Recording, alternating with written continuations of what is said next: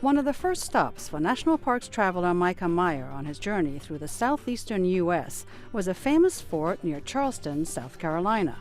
This is Fort Sumter right in front of me, the spot where the first shot of the Civil War was fired, and also where the first casualty of the Civil War occurred. After a decade of cultural and economic tension between the North and South, it was here, in Charleston Harbor, on April 12, 1861, where the Southern Army opened fire, marking it as the day the Civil War began. This is a 10-inch mortar. This type of gun fired the first shot of the war. See across that bridge, Charleston, South Carolina. It was under siege at one point for 17 months. There were cannons that could fire from where I'm standing on the fort all the way to the old town. At the Charles Pinckney National Historic Site, also in South Carolina, Mikah learned about Pinckney, a principal author and signer of the United States Constitution.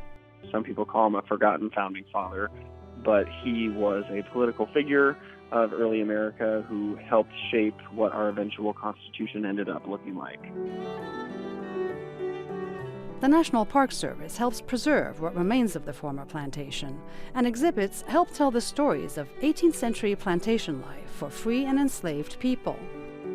While in South Carolina, Mikah also had a chance to visit Reconstruction-era National Monument, a site President Obama had just designated as a new national park site, which tells the story of post-Civil War America.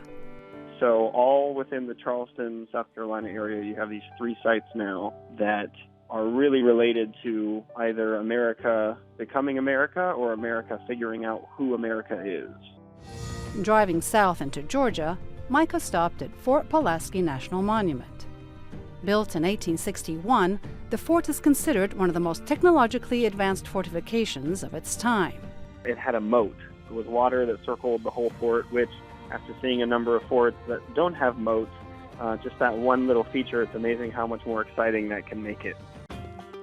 An hour south at Fort Frederica on St. Simon's Island, Mikah walked among the ruins of this once flourishing 18th century settlement. And at the Timucuan Ecological and Historic Preserve in Jacksonville, Florida, Mikah learned that an abundance of oysters provided a steady supply of protein for the Native Americans who lived there, and provided material for their dwellings that are still intact today.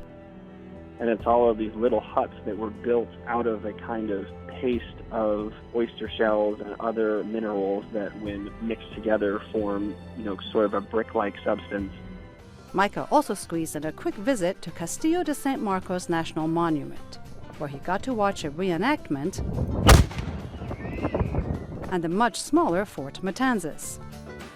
The young traveler said visiting these historic sites, whether large or small, made him appreciate the efforts of the National Park Service in preserving these national treasures for all to enjoy and learn from.